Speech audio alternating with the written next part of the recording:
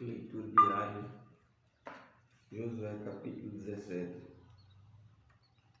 Estas foram as terras distribuídas à tribo de Manassés, o primogênito de José. Foram outorgadas a Maqui, filho mais velho de Manassés e pai de Gileade, porque era um guerreiro valente. Recebeu as regiões de Gileade e Bazã. Depois disso também foram dadas terras aos outros filhos de Manassés, segundo seus clãs, aos filhos de Abiezer, Eleque, Asriel, Siquém, Efé, Semida. Esses são os filhos homens de Manassés, filho de José, e conformidade com seus clãs. Zelofeade, entretanto, filho de Efe, neto de Gileade, bisneto de Maqui, trineto de Manassés, não teve nenhum filho homem, somente filhas mulheres, cujos nomes eram Maala, Noa, Ogla, Milca e Tira. Elas apresentaram-se perante o sacerdote Eleazar, na presença de Josué, filho de Num, e perante os líderes israelitas, e reivindicaram: Yahvé ordenou a Moisés que nos desse uma herança no meio dos nossos irmãos. Foi-lhes atendida a solicitação, e dadas as terras conforme a ordem do Senhor, uma herança entre os irmãos de seu pai. Assim, pois, couberam a Manassés 10 partes, além da terra de Gileade e Bazã, que se situavam a leste do Jordão. Porque as filhas de Manassés obtiveram uma herança entre os filhos dele, quanto a terra de Gileade ficou pertencendo aos filhos de Manassés. Os limites das terras de Manassés foram desde Azé até Miquimetá, a leste de Siquém. A fronteira ia dali para o sul, chegando até o povo que habitava em Itapuã. Manassés possuía a região de Tapua, mas a cidade de Tapua, na fronteira de Manassés, pertencia aos efraimitas. Sendo assim, a fronteira descia para o riacho de Caná, ao sul desta torrente. Situavam-se as cidades de Efraim, além de outros que pertenciam a Efraim, e ficavam em meio às cidades de Manassés. Todavia, a fronteira de Manassés continuava pelo lado norte do ribeiro e acabava no mar Mediterrâneo. O sul pertencia a Efraim e o norte a Manassés, com o mar Mediterrâneo por limite. Confinava ao norte com Azé e com Isacar a leste. Manassés possuía com Isacar e com Azé, Bet-Sean, Ibleam e as populações de Dor, em Dor, fonte e habitação de Taanac e Meguido, com todas as suas aldeias. A terceira lista, isto é, Dor, é conhecida por Nafote Dor, planalto de Dor. Mas, como os filhos de Manassés não conseguiram tomar posse dessas cidades, os cananeus continuaram a habitar nessas terras. Contudo, quando os filhos de Israel se tornaram mais fortes, submeteram os cananeus a trabalho forçado, mas não os expulsaram de tudo. Os filhos de José se dirigiram a Josué e reivindicaram: porque os deste por herança apenas uma parte, uma só porção, embora sejamos um povo numeroso e havendo nos abençoado ricamente. Orientou-lhes Josué: se tu és um povo numeroso e a região montanhosa de Efraim tem pouco espaço para tuas famílias, sobe a floresta, toma parte das terras dos Perizeus e dos Refaíns, desmata e limpa o terreno segundo as tuas necessidades. Ao que os descendentes de José contestaram: os montes de Efraim não são suficientes para todos nós. Além disso, todos os cananeus que habitam nas planícies possuem carros de ferro, tanto os que vivem em Bet-Sean, casa da tranquilidade, as suas aldeias, como os que vivem no vale de Jezreel. Deus semeia. Josué, todavia, segurou a tribo de José. Tu és de fato um povo numeroso e grande é a tua força. Tu não terás uma parte apenas, mas terás toda uma montanha. É verdade que é uma floresta, porém tu a desmatarás, e os seus limites mais distantes te pertencerão. Além disso, expulsarás os cananeus, não obstante possuam carros de ferro e sejam muito fortes. Josué capítulo 18. Toda a comunidade dos filhos de Israel se reuniu em Siló e ali armou a tenda do encontro. A terra foi dominada pelos israelitas, contudo restavam entre os filhos de Israel 7 tribos que ainda não haviam recebido a sua devida herança. Então Josué exortou o povo de Israel: até quando negligenciareis tomar posse da terra que vos outorgou Yahvé, Deus de vossos pais? Escolhei, pois, 3 homens por tribo, para que eu os envie.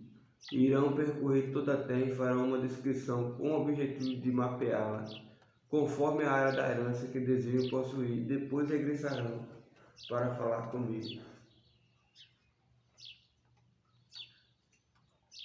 Dividirão as terras em 7 partes. Judá permanecerá no seu território ao sul, e os da casa de José ficarão na sua região ao norte. Portanto, assim que fizeres o mapa da divisão da terra em 7 partes, os trareis a mim para que eu aqui vos lance as sortes perante Yahvé nosso Deus. Os levitas, entretanto, não terão parte material alguma no meio de vós. O sacerdócio do Senhor é a plena herança deles. Quanto ao Gade, a Rubi e a meia tribo de Manassés, já receberam a sua parte da herança no lado leste do Jordão, ao oriente, terras que lhes foram otorgadas por Moisés, servo de Yahvé. Assim, esses homens saíram para mapear e fazer a descrição daquela terra. Depois de receber de Josué esta ordem: ide, percorri a terra e descrevei-a. Depois voltar a mim e lançarei a sorte por vós, na presença do Senhor aqui em Siló. Partiram, pois, estes homens, percorreram a terra e fizeram uma descrição dela num livro. Eles a dividiram em 7 partes e prepararam uma lista das cidades. Mais tarde retornaram ao acampamento de Siló, onde Josué os aguardava. Então Josué realizou o sorteio a fim de consultar Yahvé por eles e entregou a cada tribo do povo de Israel uma parte da terra. Saiu a sorte em primeiro lugar para a tribo dos filhos de Benjamim, segundo seus clãs. O território sorteado ficava entre as tribos de Judá e de José. No lado norte, a sua fronteira tinha início no Jordão. Passava pela encosta norte de Jericó e prosseguia para o oeste, para a região montanhosa, terminando no deserto de Bet-Ave.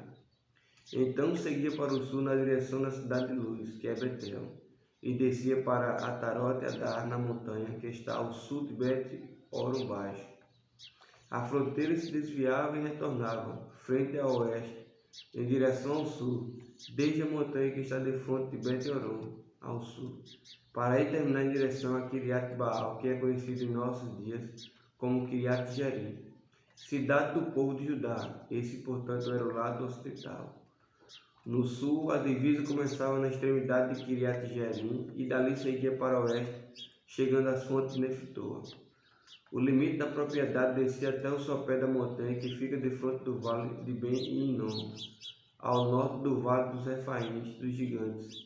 Em seguida prosseguia demarcando as terras, descendo da encosta sul da cidade dos Jebuseus e chegava em Rogel, a fonte de Rogel.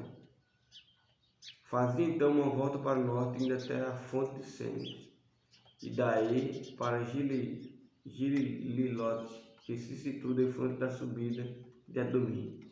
Então descia a conhecida pedra de Bol de Ruben, Boa, filho de Ruben.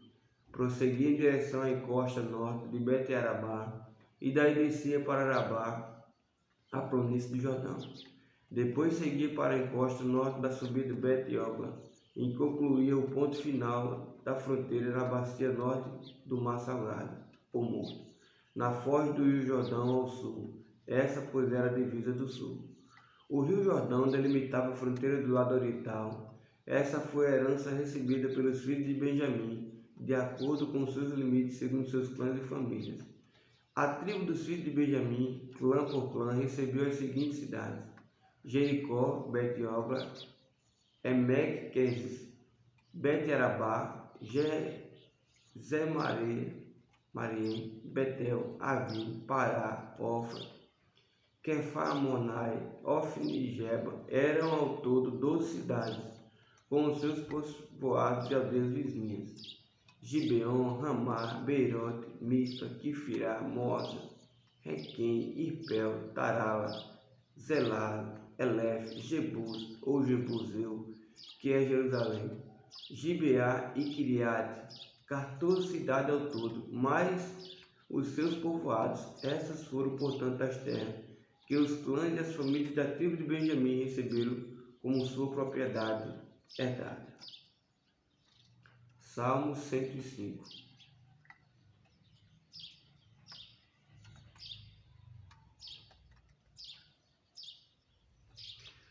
Louvai ao Senhor, invocai o seu nome, proclamai seus feitos entre os povos, cantai para ele, entoai os hinos, considerai todas as suas famílias. Gloriai-vos em seu nome santo, exulte o coração dos que buscam o Senhor. Procurai o Senhor e seu poder, buscai sempre a sua face. Recordai as maravilhas e os julgamentos provenientes de sua boca. Vós, descendentes de Abraão, seus servos, vós, filhos de Jacó, seus eleitos. Ele é o Senhor nosso Deus, seus julgamentos estão em toda a terra. Ele sempre se lembra de sua aliança, a palavra que ordenou para 1000 gerações, aquele que ele firmou com Abraão e confirmou por juramento a Isaque. Ele confirmou sua promessa como decreto a Jacó, aliança eterna para Israel, ao declarar: dar-te-ei a terra de Canaã como um quinhão de tua herança. Quando eram ainda poucos em número, apenas um punhado de peregrinos na terra, migrando de nação para nação, de um reino para outro reino, não deixei ninguém oprimi-los, castigou reis por sua causa, proclamando: não toqueis os meus ungidos, não maltrateis meus profetas. Chamou a fome sobre aquelas terras, cortando todo o suprimento de pão. Enviou à frente deles um homem, José, vendido como escravo. Prenderam-lhes os pés e grilhões, e seu pescoço renderam aos ferros, até que se cumprisse sua predição, e a palavra do Senhor confirmasse o que profetizara. O rei mandou soltá-lo, o governante mau dos povos o pôs em liberdade. Constituiu o senhor de sua casa e administrador de todas as suas posses, para orientar os oficiais como desejasse, e ministrar sabedoria aos anciões do rei. Entrou então Israel no Egito, e Jacó foi viver como estrangeiro na terra de Cã. E Deus fez multiplicar seu povo, tornando muito mais poderoso do que seus inimigos. A estes mudou-lhes o coração, para que odiassem seu povo e tratassem seus servos como pérfidos. O Senhor enviou Moisés, seu servo, e Arão, a quem tinha escolhido, por meio do quais realizou seus sinais miraculosos e seus maravilhosos feitos na terra de Cã. Mandou trevas e fez escuridão, e não puderam contestar sua palavra. Converteu a água em sangue e fez morrer os peixes. Seu país fervilhou de rãs até nos aposentos de seus reis. Ele ordenou e vieram insetos, mosquitos em todo o seu território. Em vez de chuva, deu-lhes granizo e raios flamejantes sobre sua nação. Arrasou-lhes os vinhedos e as figueiras e destruiu as árvores de toda a sua terra. Outra vez, ele ordenou e vieram nuvens de gafanhotos incontestáveis, enxames de larvas, que devoraram toda a vegetação e os frutos daquela terra. Depois matou todos os primogênitos da terra deles, todas as primícias de sua virilidade. O Senhor libertou Israel daquele povo que saiu cheio de prata e ouro, e não se encontrava em suas tribos quem fosse trôpego. Todo o Egito muito se alegrou com a saída de Israel, porquanto grande era o pavor do povo de Deus. Então ele estendeu uma nuvem para lhes dar sombra como um todo, e um clarão de fogo para iluminar a noite. Pediram e ele mandou codornizes e os saciou com o pão do céu. Fendeu a rocha e dela brotaram águas puras, que correram qual torrente pelo deserto, porquanto estava lembrado da sua palavra sagrada e de Abraão seu servo. E conduziu com alegria o seu povo, e com júbilo canto os seus escolhidos. Concedeu-lhes as terras dos pagãos, e eles tomaram posse do fruto do trabalho de outros povos, para que obedecesse aos seus decretos e guardasse as suas leis. Aleluia. Romanos, capítulo 3.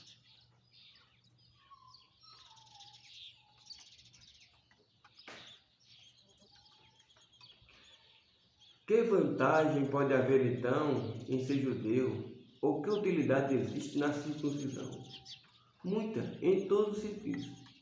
Primeiramente, porque aos judeus foram confiadas as palavras de Deus.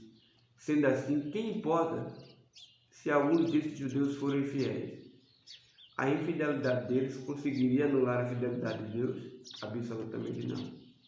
Seja Deus verdadeiro e todo homem mentiroso, como está escrito, para que seja justificado em tuas palavras e sejas vitorioso quando fores julgado. Mas, se a nossa injustiça ressalta de forma ainda mais nítida a justiça de Deus, que concluiremos? Acaso Deus é injusto por aplicar sua ira? Estou apenas refletindo com a lógica humana. É evidente que não. Se fosse assim, como Deus julgará o mundo? Mas alguém pode alegar: se a minha mentira ressalta a veracidade de Deus, engrandecendo ainda mais sua glória, por que sou condenado como pecador? Ora, por que não dizer como alguns caluniosamente afirmam que dizemos? Pratiquemos o mal para que lhes sobrevenha o bem, por certo a condenação dos tais é merecida. Qual a conclusão? Estamos nós em posição de vantagem? Não. Já demonstramos que tanto judeus quanto gentios estão todos subjugados pelo pecado. Como está escrito, não há nenhum justo, nem ao menos um. Não há uma só pessoa que entenda, ninguém que de fato busque a Deus. Todos se desviaram, tornando-se juntamente inúteis. Não há ninguém que pratique o bem, não existe uma só pessoa. Suas gargantas são como um túmulo aberto. Usam suas línguas para ludibriar, enquanto debaixo dos seus lábios está o veneno da serpente. Suas bocas estão cheias de maldição e amargura.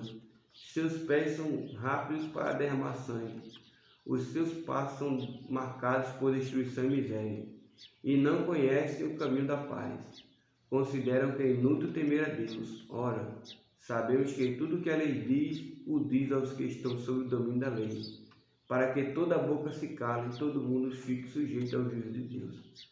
Portanto, ninguém será declarado justo diante dele, confiando na obediência da lei, pois é precisamente por meio da lei que chegamos à irrefutável conclusão de que somos pecadores. Entretanto, nesses últimos tempos se manifestou uma justiça proveniente de Deus, independente da lei, mas da qual testemunham a lei e os profetas. Isto é, a justiça de Deus por intermédio da fé em Jesus Cristo, para todas as pessoas que creem. Porquanto não haja distinção, porque todos pecaram e destituídos estão da glória de Deus, sendo justificados gratuitamente por sua graça, mediante a redenção que há em Cristo Jesus. Deus o ofereceu como sacrifício para a propiciação por meio da fé, pelo seu sangue, proclamando a evidência da sua justiça. Por sua misericórdia havia deixado impunes os pecados anteriormente cometidos, mas no presente demonstrou a sua justiça a fim de ser justo e justificador daquele que deposita toda a sua fé em Jesus. Onde está, pois, a razão para tanto orgulho? Foi completamente excluído? Por qual lei? Das obras? Não, ao contrário, pela lei da fé. Concluímos, portanto, que o ser humano é justificado pela fé, independentemente da obediência à lei.